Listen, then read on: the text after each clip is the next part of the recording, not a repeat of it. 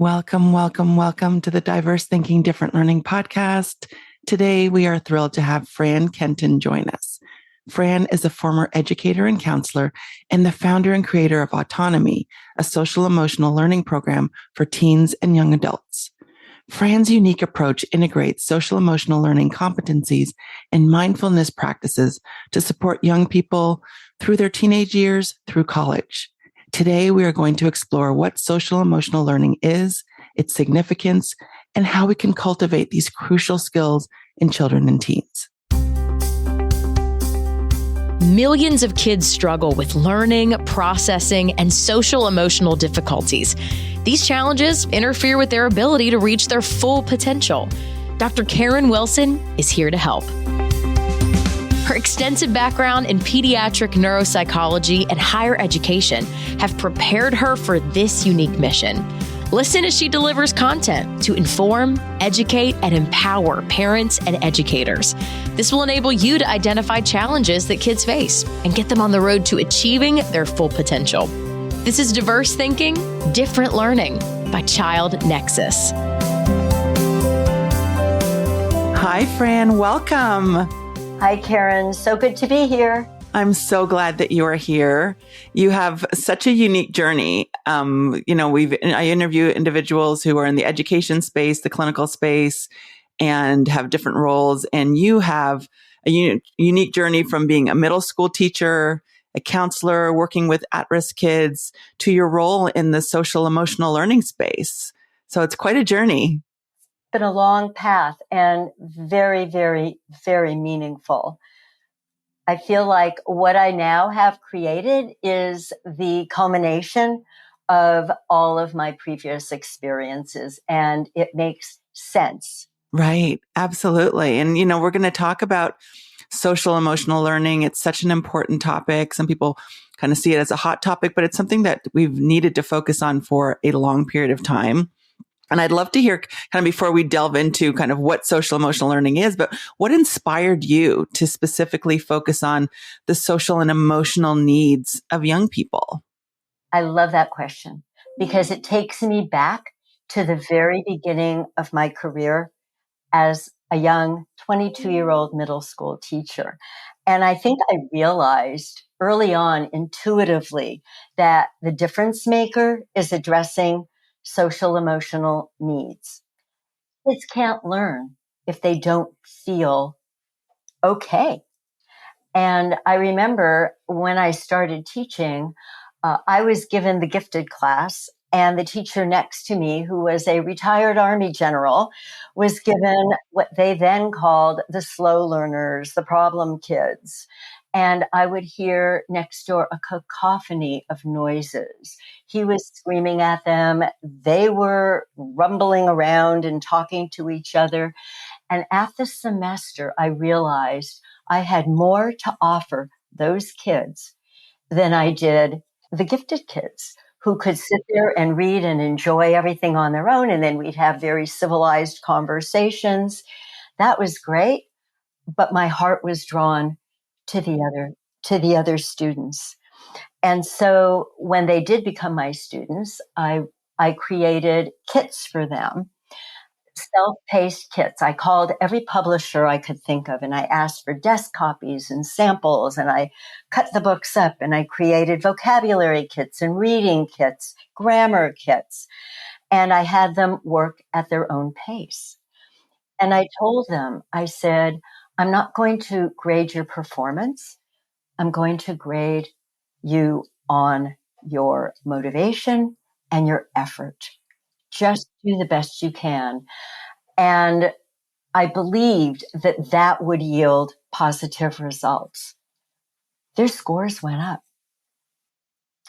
because the barrier to judgment was removed and the path to success was paved. I went on to get my counseling degree, and at that same school created some groups. I had a girls group. I did a gang lunch bunch group, and I learned about them, and I created trust. It was difficult for me. It was a difficult environment for me because that was before IDEA, and the kids had labels like behavior problems and slow learners and et cetera, et cetera.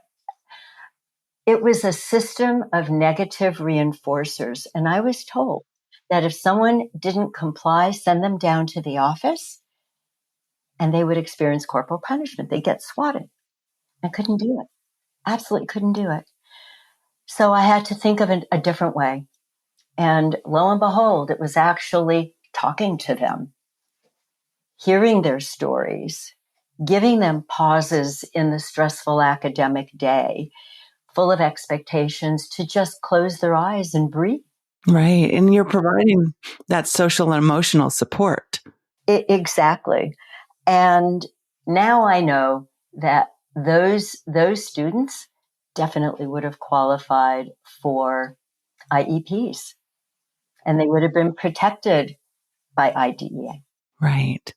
And, you've described beautifully the importance of connection for learning, for having social and emotional support for learning, and really for an educator, for a parent to really tap into what motivates a child and what will engage that child in the learning process. I just got really excited when you said that, because I noticed those kids had talents and skills that I could only dream about. And a lot of them were very physical. I remember there's one little boy who could not sit in the chair, but he would jump onto the desk with both of his feet at one time. And it was jaw-dropping to me that I said to him, do you have springs in your feet? How do you do that? And he said, I have to move. And I asked him, I said, do you like to dance? And he said, I love to dance. And I said, I'll make a deal with you. We can put on a show for the PTA if you get your work done. And I don't care if you sit in the chair for the entire 45 minutes.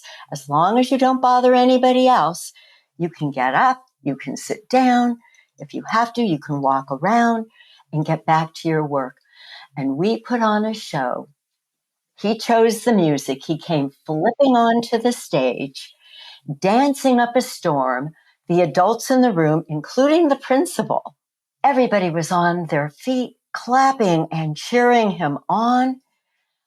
It was a magical moment I will never forget. And I don't even want to tell you how many years ago that was. But it's probably also a time that he will never forget as well. I think one of the things that we're talking about today is that, oftentimes that when parents see their child struggling and their grades don't reflect what they know, or they're really having a difficult time accessing the curriculum, there's a tendency to focus on academic performance. And what I'm hearing from you and what we know from social emotional learning is that that's not the only thing that we should be looking at. We need to, like you've described, improve attitudes. We want to improve behaviors. We want to reduce emotional distress. We want to enhance well-being. And that's where the social emotional learning comes in. And for those who might not be familiar with that term, can you explain what social emotional learning is? Absolutely. The term itself is relatively new. And as you mentioned, Karen, it seems to be the hot topic in education these days. But the concepts of the skills have been around in education for a very long time. We used to talk about student-centered approach to learning, educating the whole child. We had terms, vocabulary like Zen, and we've always encouraged kids to pay attention, to stay on task. We wanted kids to behave in school and in the community.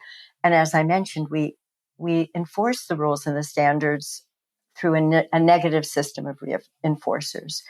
But now we say practice mindfulness to develop peace and calm, and self-awareness to know how you're feeling and thinking.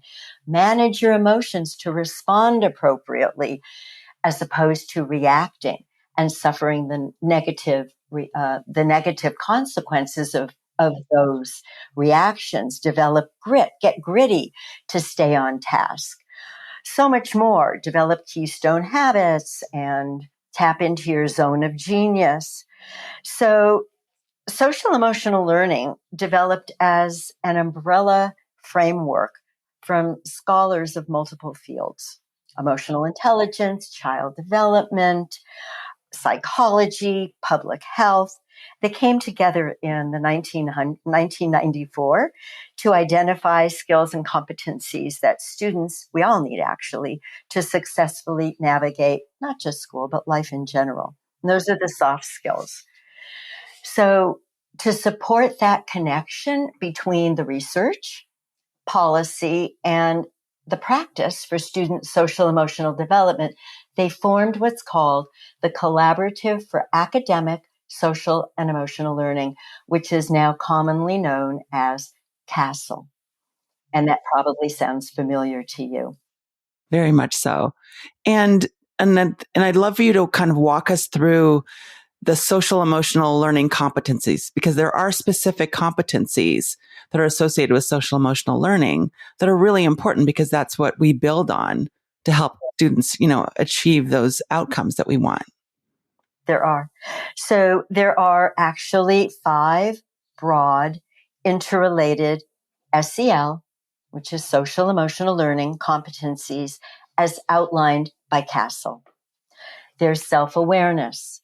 Embedded in self-awareness is also mindfulness.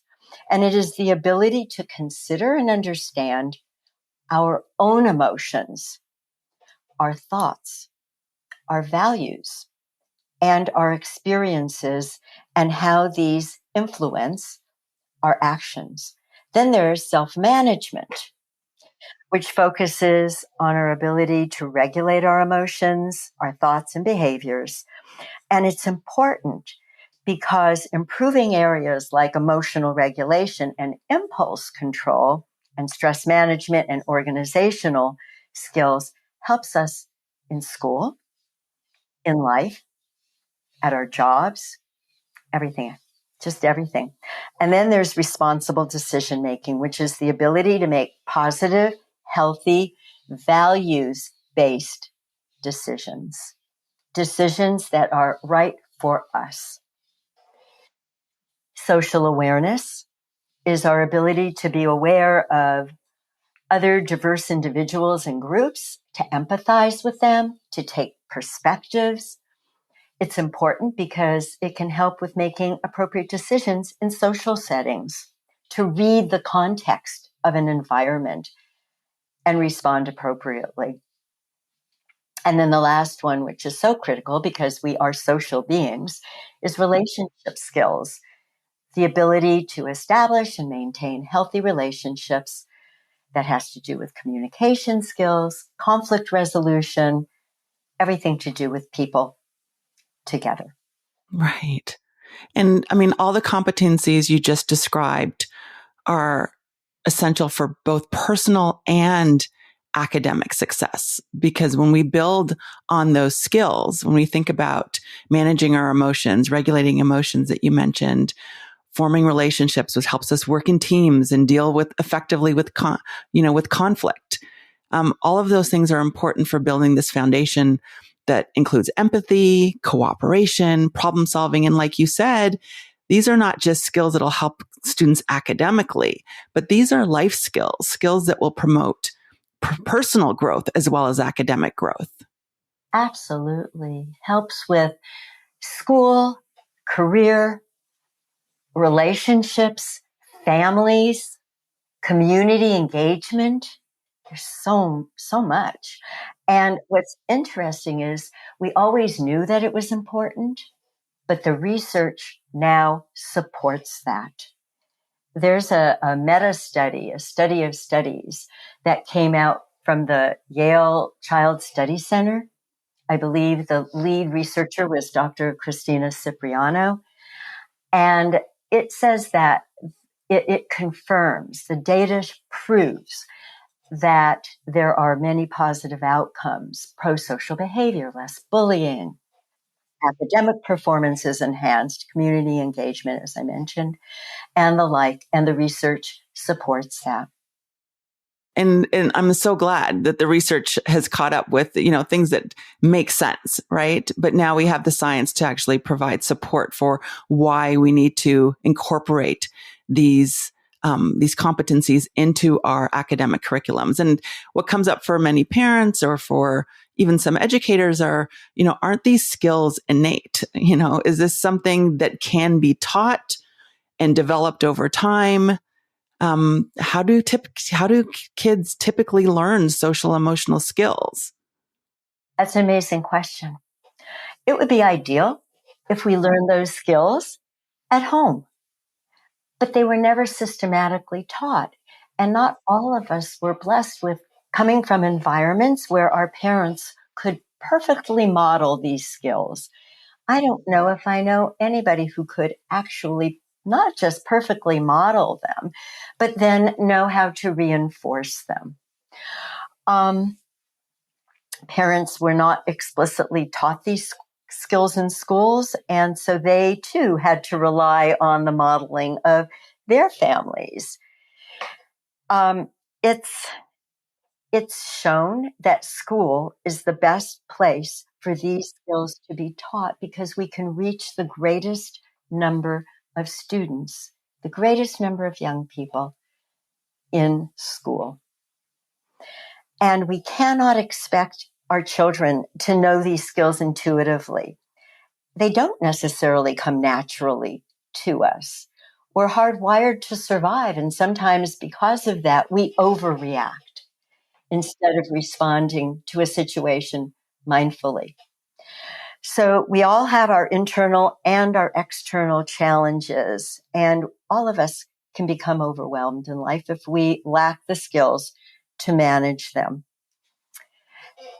I really believe that if schools can, first of all, support their teachers in creating safe and supportive environments for their teachers, because teaching is inherently quite a stressful profession, then and encourage our teachers, our educators to develop those skills and model those skills. That perhaps is the first step.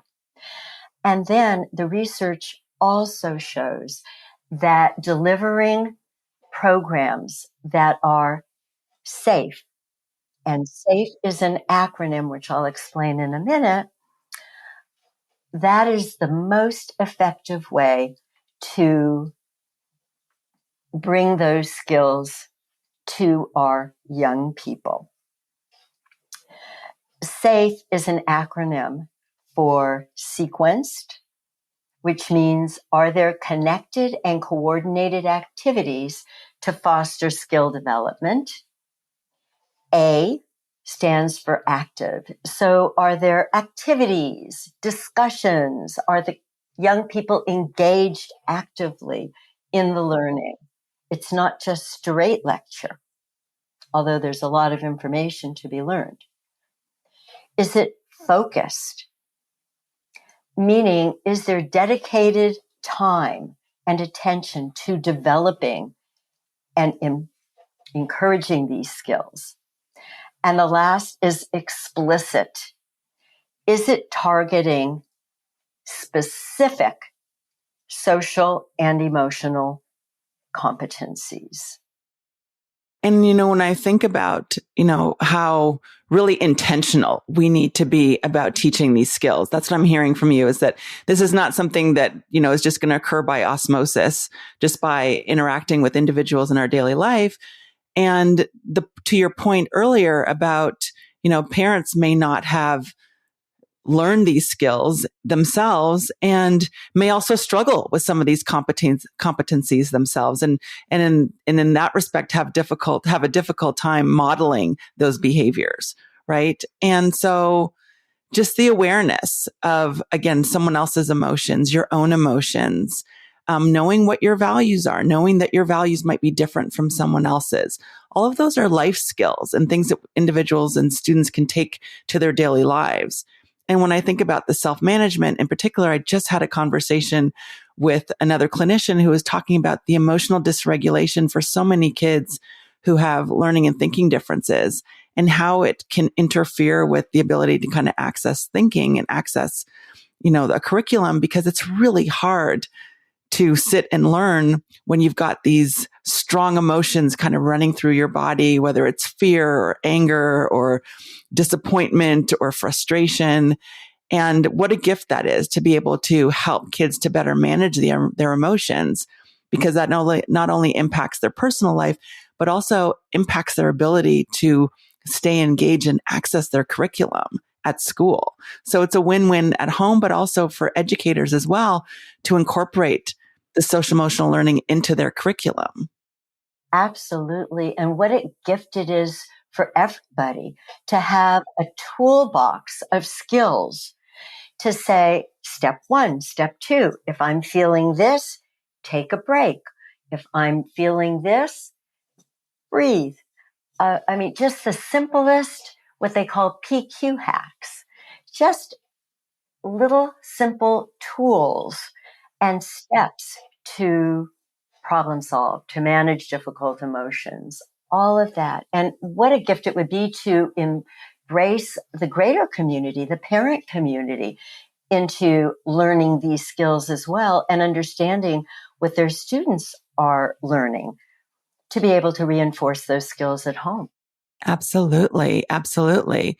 Because then you're looking at, again, these skills that can generalize to so many different environments, whether that's, for kids on the playground, with your soccer team, with your teachers, with your cousins and other family members at home. And again, you're fostering, cooperation, building those problem solving skills, increasing empathy, and all things that are, again, essential for everyday life. And, I'm thinking about kids who struggle in these areas and how important it is for them to really, get the instruction and get some guidance in building these skills. And one of the things you mentioned was mindfulness. And, we've talked on the podcast before about mindfulness, but it really kind of speaks to a lot of the competencies you described. I'd love for you to describe the role of mindfulness practice in enhancing social emotional learning, because I think that's a really great connection. Before we can manage any challenging emotion, before we can manage any task that we're presented, we have to stop and tune in and become aware of how we're feeling, what we're sensing, what we see in that moment, and understand how our perception of what's going on allows us, the understanding allows the management of whatever situation we're handed.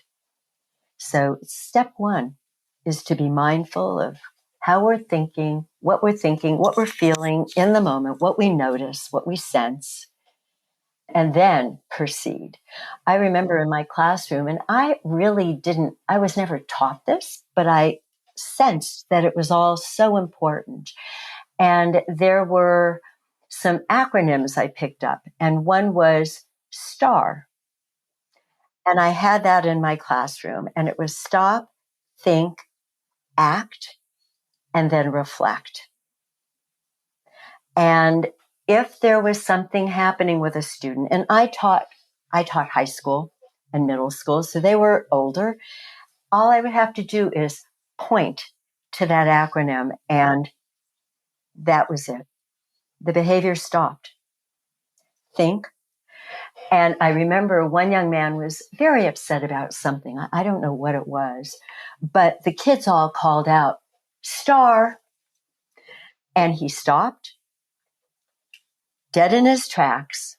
I don't know what was going on in his mind, but then he marched out the door, and his intention was to slam the door. It was on one of those those doors that air pressure close, and it wouldn't slam. He came back in. Everybody laughed. He did too. It didn't work. It disarmed him. So I think mindfulness is the beginning, and then we have to move forward with the tools to deal. So there's an integration of both the mindfulness and the social emotional learning competencies and the skills embedded. And those skills are skills to manage emotion, skills to manage tasks. They're also executive functioning skills, all of it. Right. And it's really the integration of all of those skills that are so important because they build on each other, they interact with each other, and they're all necessary, right, to navigate life.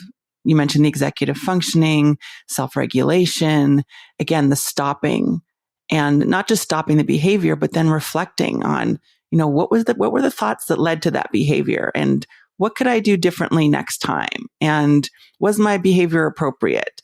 And so all of those things are so important, again, for navigating life. You created a program, Autonome, and that really came from your knowledge of social emotional learning and your experience in the education system. What motivated you to create it? And how does it specifically address the gaps that you saw in social emotional learning education? I absolutely love that question because I can give a shout out to my grandkids. This is a legacy project for me.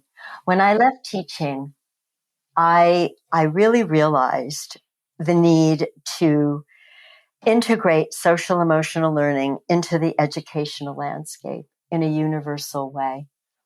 And these are skills I wanted my grandchildren to have.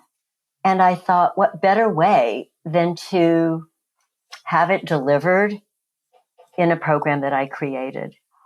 I saw a gap in my teaching where students actually lack the essential skills to navigate life. Life is complicated, and even if we are not identified as having issues and needing maybe a tier 2 or a tier 3 intervention, having available a tier 1 universal program is the best way to make sure that everybody gets the skills they need to manage the inevitable difficulties in life. So I created Autonome, and I created it on a digital platform to reach as many young people as I possibly could. And I did integrate my experience as an educator of general education, special education, and the at-risk community who were not under an IEP, my counseling background, and then I went on to get a certification in health and wellness coaching. So I integrated that background to create a very comprehensive social emotional learning program with my coach approach, meaning that there is information, but the magic that really happens is through the experience, the generative discussions with the on-site facilitator, the trusted individual, which is either a counselor or a teacher, paraprofessional, and the like. And that was my dream. My dream is to have created a program, and my vision is to put it out to schools and to reach as many young people as I possibly can, from adolescence through college, before they're launched into the world and on their own. Right. And you're helping them to build skills at critical times. And Autonome really aligns with and supports the development of the core social emotional learning competencies that we described before. And it sounds like it's something that schools can utilize to effectively support and provide that social emotional learning and integrate it into the curriculum. Absolutely. And the beauty of the program, I believe, for teachers is that they need no prior knowledge. The curriculum is housed in the videos, and as Coach Fran on the videos, I guide the content. The screen then pauses with generative discussions or an experience. And then when the conversation is exhausted, the facilitator, the teacher, the counselor, whoever that might be, pushes the button and the program continues. There are 2 modules. The first module are the intrapersonal skills. We need to learn about ourselves before we can successfully communicate and engage with others. And then the second module, an additional 10 lessons, are the interpersonal skills. I call them success building skills. And each lesson ends with a specifically curated mindfulness experience that's based on the theme of that particular lesson. So the educators can actually engage in the program and learn the skills along with their students with minimal preparation. And it's wonderful. It's wonderful and it's needed. And again, this is rooted in all the science that you talked about that we know about social emotional learning and how important it is for developing life skills. And I know that this is something that will be really important for educators to know about and to integrate into their curriculum. Knowing what you know about social emotional learning, are there things that parents can do at home to help their kids enhance their social emotional skills, social learning skills? I think the important thing is for parents to understand that these are not skills that are natural, and they have to be taught and they have to be modeled. And as parents, if we model taking a brain break, taking a pause so that we don't react, teaching our young people some easy mindfulness hacks that are readily available online, calming exercises, I think that's a good start. And of course, modeling what we expect from our young people. That is wonderful and great advice for parents, for all of us to remember, because these are, again, competencies that many adults are still working on, right? And so Exactly. we can all learn from this and learn to build our own competencies in these different areas. Fran, I'm so grateful to you for coming on the podcast, for discussing social emotional learning and what you've built with Autonome. If individuals, educators, parents want to learn more about Autonome and the work that you're doing, what is the best way for them to get in touch with you? So they can go to my website, Autonome 101.com. That's probably the best way. I'm available to answer any questions. Eventually, perhaps you might find me on Instagram. That might be a next step. I'm not sure. I'm new to this. But I'd be happy to talk. Just reach out, email me at fran@autonome101.com, and I'll be happy to jump on a call, answer any questions. Love to get this program out to as many families and as many schools as possible. Thank you, Karen. Thank you for this opportunity, for allowing me to share my passion on your podcast. Thank you for being here. And I will be sure to put links to your email address and the website in the show notes. So thank you again. Much appreciated. Thank you. Thank you so much for joining us today. I hope you enjoyed the conversation. To learn more about social emotional learning and Fran's program, be sure to check out the show notes. There you will find additional resources, including my conversation with Michelle Garcia Winner about social thinking. Thanks again for listening, and I'll see you next time. Thanks for listening to Diverse Thinking, Different Learning by Child Nexus. For more resources, visit us online at childnexus.com.